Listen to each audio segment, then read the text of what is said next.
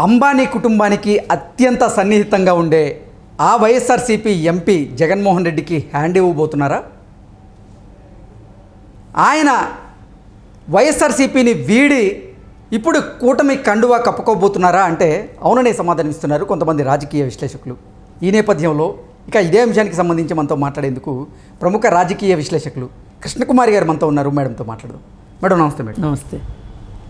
అంబానీ కుటుంబానికి అత్యంత సన్నిహితంగా ఉండేటువంటి ఆ వైఎస్ఆర్సీపీ ఎంపీ జగన్మోహన్ రెడ్డికి హ్యాండ్ ఇచ్చి ఆయన వైసీపీని వీడి ఇప్పుడు కూటమి కండువా కప్పుకోబోతున్నారు. ఆయనతో పాటుగా మరికొంతమంది రాజ్యసభ ఎంపీలు కూడా జగన్మోహన్ రెడ్డికి హ్యాండ్ ఇచ్చే యోచనలో ఉన్నారు అంటూ ఒక వార్త ఇప్పుడు సోషల్ మీడియాలో చక్కలు కొడుతోంది. ఇంతకీ ఆ ఎంపీలు ఎవరు, ఎందుకు జగన్మోహన్ రెడ్డికి హ్యాండ్ ఇస్తున్నారు అంటే ఏం చెప్తారు మేడం? ఇప్పుడు ప్రధానంగా అందరు ఎంపీలు, ఆయన ఇచ్చిన రాజ్యసభ ఎంపీలు ఒక పక్కన పెట్టండి. ఈ అంబానీకి సన్నిహితంగా ఉండే పరిమళ నత్వాని అనే ఆయన ఒక ఎత్తు. ఎందుకు ఒక ఎత్తు అంటే అంబానీ అడిగాడు కాబట్టి ఇచ్చాడు.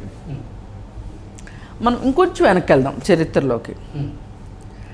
ఇదే అంబానీలు తన తండ్రిని హెలికాప్టర్ ప్రమాదంలో హత్య చేయించారు అని అంబానీలు తిట్టకుండా దొంగ ఏడుపులు ఏడ్చాడు. ఏడ్చి తన మోకని రిలయన్స్ ఫ్రెష్ల మీదకి, రిలయన్స్ సంస్థల మీదకి దాడి చేసి పాపం రాళ్ళు రువించారు.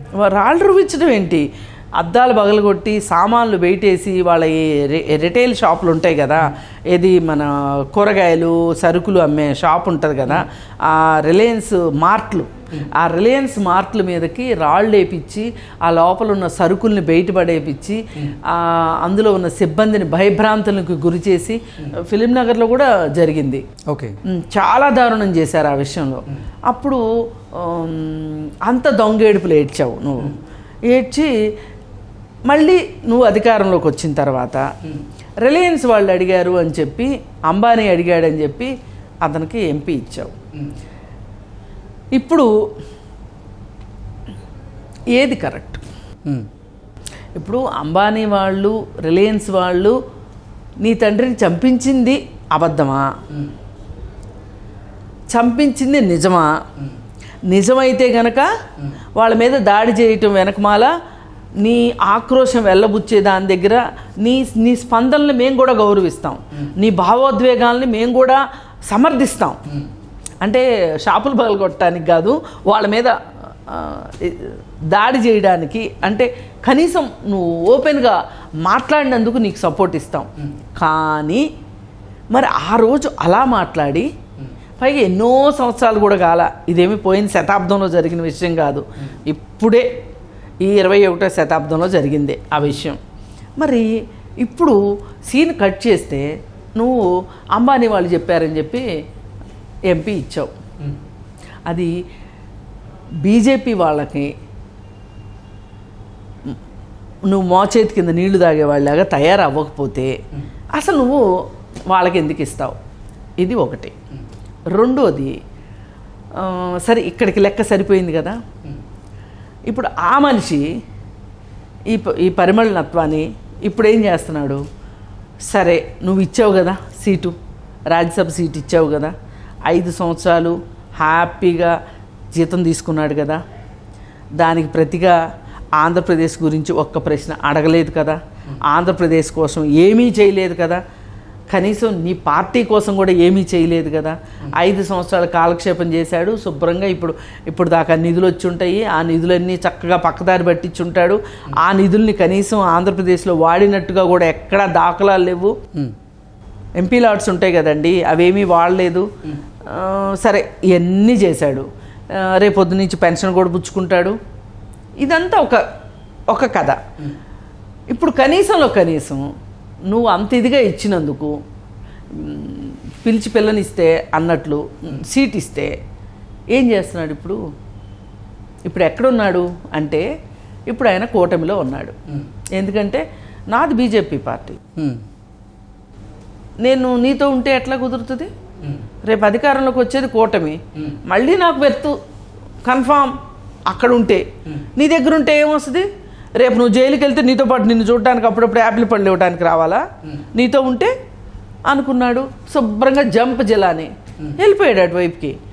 గుజరాత్ అంటే మామూలుడా మరి? అయింది కదా ఒక కథ. ఇక నెక్స్ట్ కథ ఆర్ కృష్ణయ్యకి ఇచ్చాడు. ఆర్ కృష్ణయ్య ఒక బీసీ నేతకి ఇచ్చాను అని చెవిగోసిన మేకలాగా అరిశాడు జగన్ రెడ్డి. ఈ చెవిగోసిన మేకకి కనీసం అప్పుడప్పుడైనా అరే నాకు ఎంత ఇది చేశారు, మీరు నన్ను నమ్మి ఇచ్చారు, కనీసం మీ రాష్ట్రంలో బీసీల అభ్యున్నతికి నేను ఏమైనా చేస్తాను అని ఆర్ కృష్ణయ్య ఏ రోజన్నా మాట్లాడా? అసలు ఆంధ్రప్రదేశ్కి వచ్చాడా? ఆయన హైదరాబాద్లోనే ఉన్నాడు. అలాంటి బీసీ నేతకు నువ్వు ఇచ్చావు. ఎందుకు ఇచ్చావు అంటే, ఒకప్పుడు అతను తెలుగుదేశం సీట్ ఇస్తే ఎల్బీ నగర్లో పోటీ చేసి గెలిచాడు. తెలుగుదేశం ఎమ్మెల్యేగా గెలిచాడు. ఈ మనిషి ఎక్కడ తెలుగుదేశానికి దగ్గర అవుతాడోనని చెప్పి దగ్గర అవ్వనివ్వకుండా ఉండాలని కృష్ణయ్యకి ముందరకాళ్ళకి బంధాలేసి కృష్ణయ్యని తన దగ్గర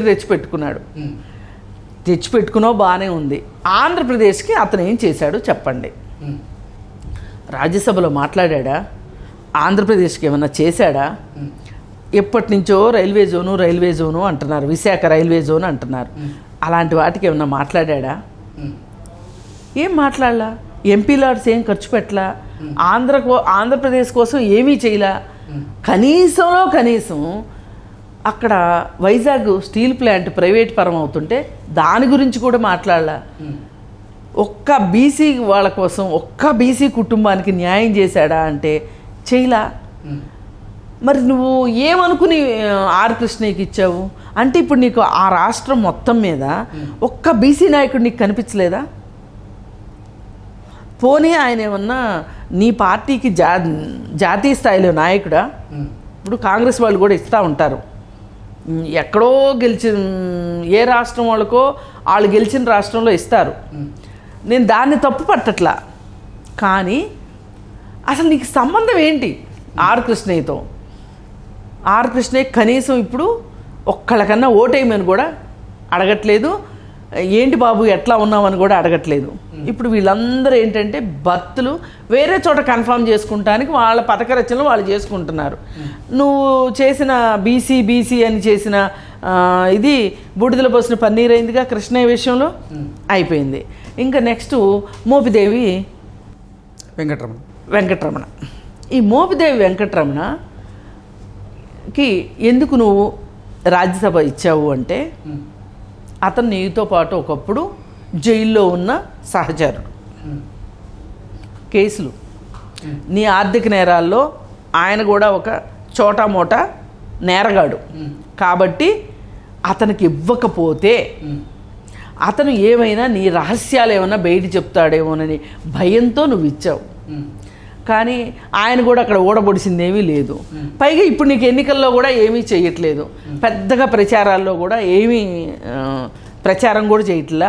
అప్పుడప్పుడు కొంచెం జస్ట్ షో చేసి ఓ ఫోటో తీసి ఏదో ప్రచారంలో ఉన్నట్టు ఓ ఫోటో పెట్టుకుంటున్నాడు.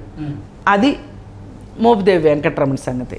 ఇకపోతే పిల్లి సుభాష్ చంద్రబోస్ ఆయన కొడుక్కి సీటు ఇప్పించుకున్నాడు. వారసత్వ రాజకీయాల్లో భాగంగా ఆయన కొడుకు గెలుపు కోసం ప్రయత్నిస్తున్నాడు. ఏదేమైనా వైసీపీ కోసమే ఉన్నాడని అనుకోవచ్చు. ఇంకా వేమిరెడ్డి ప్రభాకర్ రెడ్డి. ఈ వేమిరెడ్డి ప్రభాకర్ రెడ్డికి మీరు సీట్ ఇచ్చారు, రాజ్యసభ సీట్ ఇచ్చారు. అలాగే వాళ్ళ భార్యకి మీరు తిరుపతి తిరుమల దేవస్థానంలో మెంబర్గా ఇచ్చారు.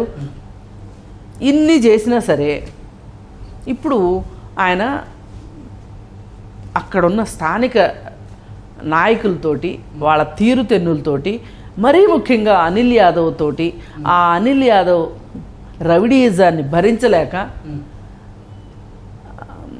చాలా ఇబ్బంది పడుతూ, చాలా కష్టపడుతూ అతను పార్టీ మారాడు. మారి తెలుగుదేశం తరఫున ఎంపీగా పోటీ చేస్తున్నాడు. ఆయన మీద ఎవరు పోటీ చేస్తున్నారు?